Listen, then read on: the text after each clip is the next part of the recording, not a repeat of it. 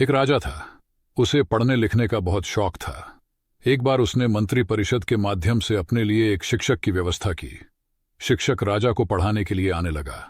राजा को शिक्षा ग्रहण करते हुए कई महीने बीत गए, मगर राजा को कोई लाभ नहीं हुआ।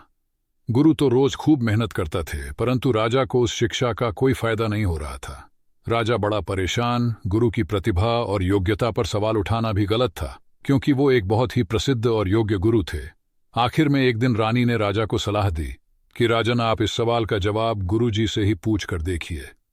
राजा ने एक दिन हिम्मत करके गुरुजी के सामने अपनी जिज्ञासा रखी। हे गुरुवर, क्षमा कीजिएगा, मैं कई महीनों से आपसे शिक्षा ग्रहण कर रहा हूं, पर मुझे इसका कोई लाभ नहीं हो रहा है।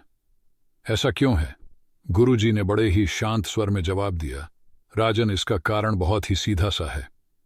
गुरुवर, कृपा करके आप शीघ्र इस प्रश्न का उत्तर दीजिए। राजा ने विनती की।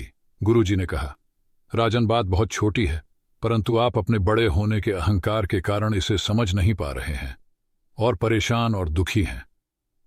माना कि आप एक बहुत बड़े राजा हैं।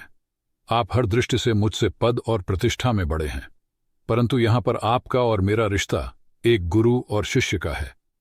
गुरु होने के नाते मेरा स्थान आपसे उच्च होना चाहिए, परंतु आप स्वयं ऊंचे सिंहासन पर बैठते हैं और मुझे अपने से नीचे के आसन पर बैठाते हैं। बस यही एक कारण है जिससे आपको न तो कोई शिक्षा प्राप्त हो रही है और न ही कोई ज्ञान मिल रहा है। आपके राजा होने के कारण मैं आपसे यह बात नहीं कह पा रहा था। कल से अगर आप मुझे ऊंचे आसन पर बैठाएं और स्वयं नीचे बैठें तो कोई कारण नहीं कि आप शिक्षा प्राप्त न कर पाए। राजा की समझ में सारी बात आ गई और उसने तुरंत अपनी गलती को स्वीकारा और गुरुवर से उच्च शिक्षा प्राप्त की। मित्रों, इस छोटी सी कहानी का सार यह है कि हम रिश्ते, नाते, पद या धन वैभव किसी में भी कितने ही बड़े क्यों ना हों, हम अगर अपने गुरु को उसका उचित स्थान नहीं देते तो हमारा भला होना मुश्किल है। और यहां स्थान का अर्थ सिर्फ ऊंचा या नीचे बैठने से नहीं है। इसका सही अर्थ है कि हम अपने मन में गुरु को क्या स्थान दे रहे हैं।